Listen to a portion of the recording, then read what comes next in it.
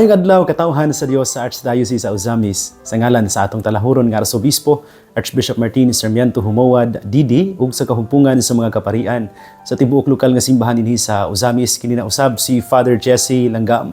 Magahatod kaninyo sa pamalandong karong adlaw. Adlaw karon nga Martes, sulod sa ika-14 nga semana sa ordinaryong panahon, iya sa kalendaryo sa atong simbahan, Hulyo 9, 2024. Ang ebanghelyo nga atong pamalandungan karong adlaw mga igsoon atong kutluon gikan sa ebanghelyo sumala ni San Mateo.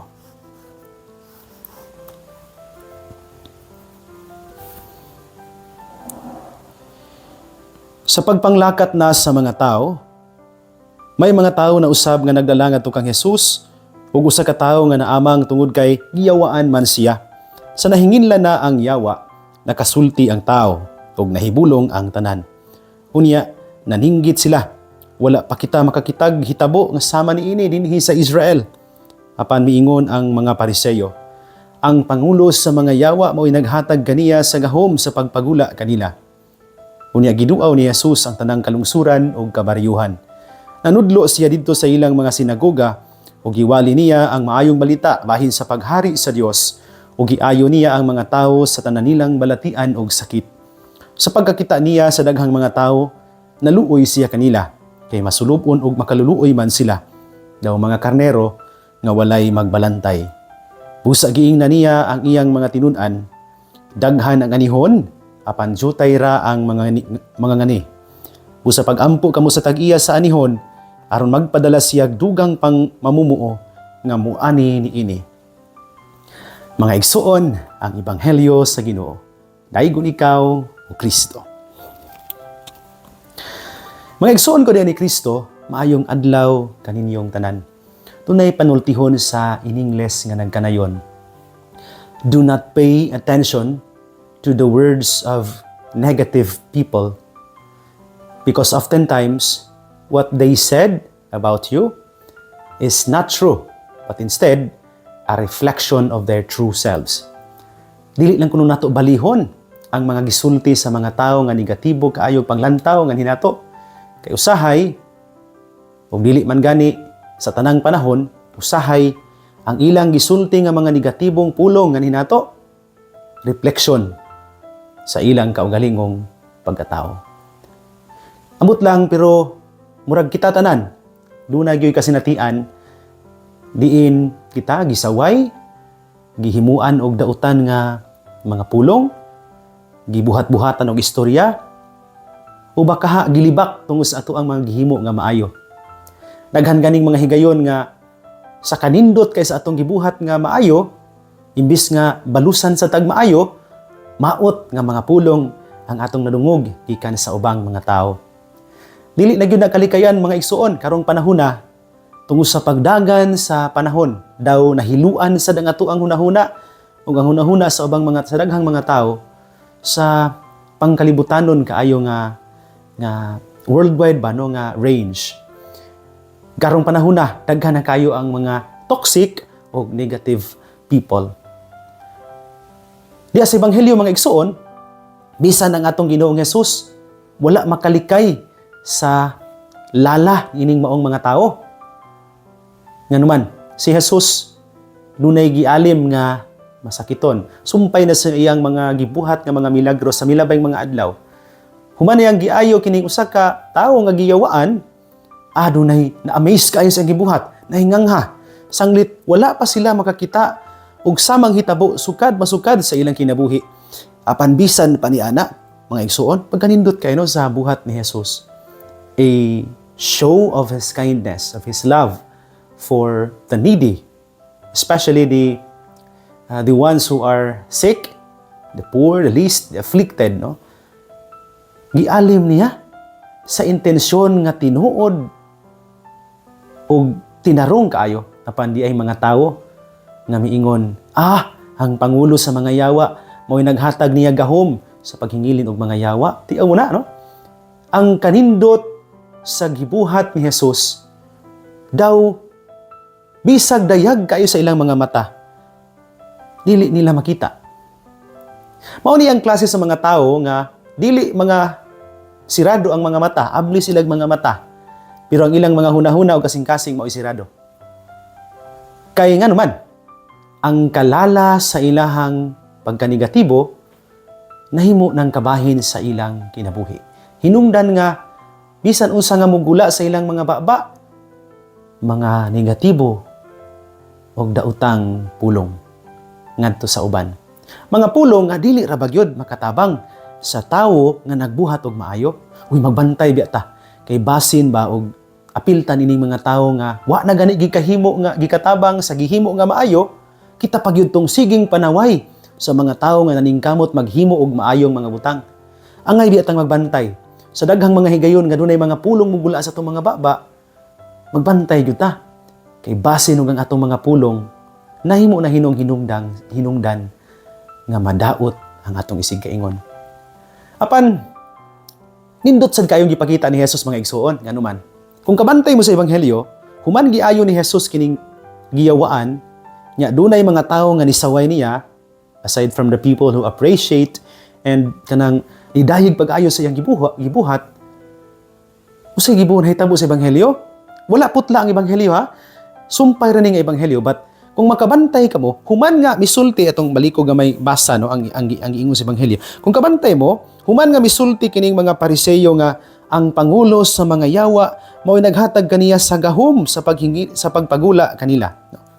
Kung kabantay mo, ang sunod nga paragraph kung ato pa ning basihan og istorya, purag na pa ni usa bay gibuhat ni Jesus in retaliation sa mga nagsultig dautan niya. Pero ang ebanghelyo, wala magsulti nato nga si Jesus mibalos og dautan sa mga tawo nga nagsultig dautan bato kaniya. Dinhi nato makita og maila ang tinuod nga klase sa kinaiya og batasan nga gibatunan sa Ginoo mga igsoon. Jesus is always consistent with His goodness, with His love, with His forgiveness, ang iyang pagkamapasayloon nga wa gyoy tupong. Dinhi nato masukod mga igsuon. Dining bahina sa ebanghelyo. Ako pananglitan kung ako pa to, murag muinit gyud tingali akong ulo niya. Madili ko makafocus na sa akong trabaho. Like what any one of us will kanang commonly experience kanang sultihan tagdautan. Di naman din nagka-focus og trabaho. Usahay pagani di natamo padayon sa atong trabaho og gibuhat nga maayo kay ay buhat ag maayo niya sawayon man ita no munang muundang no. Tunga-tunga wa pa mahuman ang trabaho nga maayo tungod kay naa may dautan nga pulong na dungog di na padayonon ang gibuhat nga maayo. Pero akong balikon mga igsuon, let us try to imitate the action that Jesus showed us today in the gospel.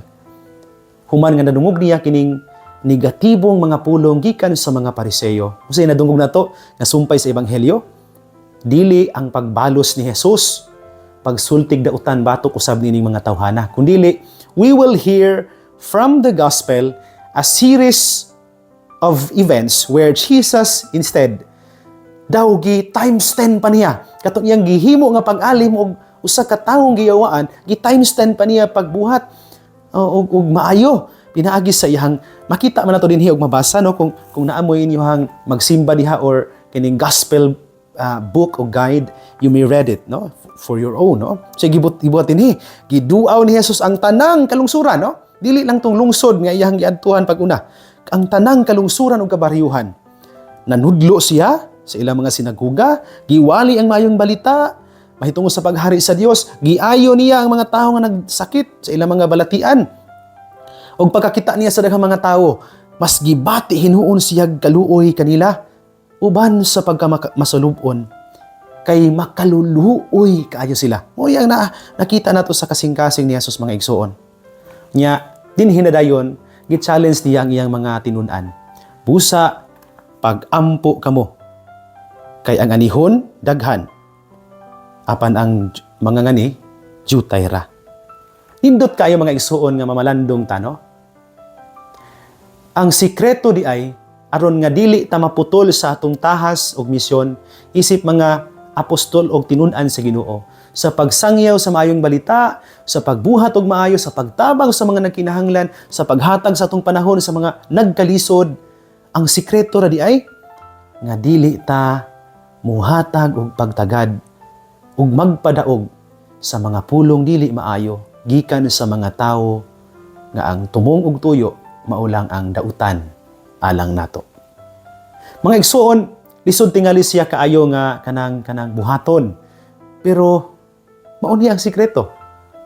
In order for us to continue our task as evangelizers, our task as bearers of the gospel, our task as kining prophets, no, of the new evangelization, as disciples of Jesus, ang pagbuhat ra gyud sa samang mga pulong nga atong nadungog karon gikan mismo ni Jesus. Do not pay attention to the words of the negative people around you. Instead, focus on the mission Jesus has entrusted in you. Ang atong focus dili ang pagpaminaw sa mga pulong negatibo sa mga tawo nga dili maayo og tumong, kundi ang pagpaminaw kanunay sa pulong sa Ginoo nga walay laing gipadayag kundi ang iya lang yung kamaayo ngadto sa uban. Tumiyaging Domingo, no? First Novena Mass sa Birhen sa Kuta. Si Father MJ Sam, ni-mention siya og nindot kaayo nga bahin sa iyang wali ni atong unang Novena Misa. Niingon siya, when you retaliate and return same negative words with those people nga naghatag og negatibong mga pulong nimo, you are actually going down to the level of evil nga naa sila.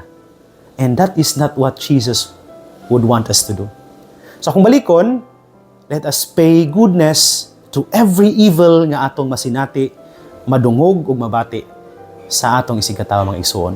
Magpadayon lang ta sa buhat ug tahas, sa pagsangyaw sa mayong balita, sa pagpabati ngadto sa uban sa gugma o pagkamapasayloon sa Ginoo, labi na gyud sa iyang pagkamaayo. Dili binali ang mga pulong dautan sa mga taong wa ko'y laing tuyo, kundi ang dautan lang mga buhat alang nato, kundi ang pagpaningkamot nga ang mga pulong nga atong masangyaw, kadtong mga pulong gyud ni Jesus, nagdalag gugma og pasaylo, kamaayo og pagka sana maamumahon ngadto sa uban. Hinaot pa unta. Mga igsoon ko diha ni Kristo din hinalang kukutob apan sa dili pa nako tapuson kining pamalandong. Tuguti una ko sa pagtunol sa akong greetings sa tanan karong adlaw. Nagsunod nato nini atong programa. Unang-una akong greetings karong adlaw kang Father Yeye Abalde nga nagsaulog sa anibersaryo sa orden sa iyang pagkapari. Happy anniversary nimo Pads Ye, no? Akong mga pagampo. Unta tagaan ka pas Dios og daghang mga tuig isip pari aron mo alagad sa simbahan sa Dios. Karong adlaw pod mga igsoon, kung maayo lang ang tempo, murag nag-walking to silang bishop karon, no, kauban sa pipila nato ka mga igsoong pari, no. So ato silang i-greet pod og maayong buntag, no, si bishop ug ang clergy sa Archdiocese sa Ozamis. Ako pod nga greeting sa mga kauban ako dinhi sa pagkakaroon ni ako nag-stay, no, sa Archbishop Residence. Kauban nato si Archbishop. So good morning nato, no. Nganha sa atong amahan sa Archdiocese si Archbishop Martin Humuad. Kauban ako sa dinhi sa Archbishop Residence, sila si Father MJ Samonte, si Father Ondo Roma, si Father Eman Pujutan, si Father Edward Tabada, si Father Inting Mandaya, no? Kauban sa mga workers nato, no? Sa mga kusinira, mga labandera, no, na sila diha, no? Wapo ko memorize silang mga ngan. Hopefully masulat nato ni para ma-record nato, inigisulod nato nga kanang sana kining greetings na natay record nga pwedeng basahon, no, para mag-greet nato sila. Sa mga kauban nato sa Chancery Office, no, kang Wilin, kang Jessa, kang Goyaninio, kang Ate Michelle, no, kang Donna, salamat kay may buntag. Sa tanan nga nagsunod ining programa, bisan asa ta maabot no ni natong Sibya kaninyo tanan maayong adlaw ug maayong buntag. Sa mga nagsunod nato diha sa ilang mga radyo ug telebisyon, kaninyo tanan maayong adlaw, may buntag mga igsoon. Sa mga nagsunod nato diha sa Facebook ug sa YouTube, sa online, no, kaninyo tanan maayong adlaw, maayong buntag, no. Akong mga pag-ampong panghinaot alang sa usa ka madagayaon og adlaw nga magdala og grasya alang kanimo ug sa tibuok nimo nga pamilya. Sa ato pod mga silinganan, no, nga nagsunod nato diha labi na diha sa diinta magpuyo, no, diha sa Pandalaga, sa Concepcion, maayong buntag nyo diha, no. Akong greetings kang Mamili Sel Julius Bungabong, kang Ate Allen Go and family, kang Ate Cheche Iyap and family, kang Kuya Ryan ug Ate Angging Oliveros and family, maayong buntag nyo diha, no. Sa akong mamagpapa diha sa Concepcion, no, kang Papa Victor ug Mama Gemma, sa akong mga igsuon, kang Inday Junain ug sa iyang asayang bana pod no, si Jimboy ug sa iyang ay lang mga anak no, kang Riley o kang si May, kang Jeric no, may buntag nila no sa atong balay no. Sa akong manghod tos Cagayan si Genevieve ug sa iyang pares si Evelyn no, may buntag niyo diha no. Sa akong mga kaparyentihan sa mga sakop sa Vinia clan no ug sa pamilya Langgam no, may buntag niyo diha no. Salamat kay ninyo sa inyong makanunayang pag-ampo ug suporta nato no. Dinhi sa atong estasyon, dinhi sa atong programa o diha sa atong inadlaw-adlaw nga pagpaningkamot sa pagpaningkamot pagsunod nato sa Ginoo. Ug sa tanan nga nagsunod kanato nining programa, kaninyong tanan daghan ug daghan gayud kayo nga salamat. Mga igsoon dinhi na lang kukutob ayog kalimot ang pulong sa Dios ang ayan gayud nga pamation, pamalandungan ug paningkamutan nga mapuy-an. Ulahan ang tawo nga naningkamot magpuyo sa pulong ni Jesus, isama siya sa kakahoy nga gitanom daplin sa sapa. Kansang mga dahon bisan kunting init dili gayud malaya ug timpo sa tingbunga muhatag siya kanunay maayong bunga. Igsoon ug manausab uban sa panabang ug pangama sa atong mahal nga inahan si Santa Maria atong gitawag mga misamisnon ug ang Birhen sa Kuta ang Dios sa kanunay magapanalangin unta kaninyo. Ayo rig kalimot karong adlaw pod ikatulo nga novena misa atong pahinungod sa pagpangandam sa kapiyastahan sa mahal nga Birhen sa Kuta. Alas 3:45 sa hapon ang novena, alas 5 sa hapon ang santos nga misa. Sa ngalan sa Amahan, sa Anak ug sa Espiritu Santo. Amen. Magamping ug magampo kanunay igsoon.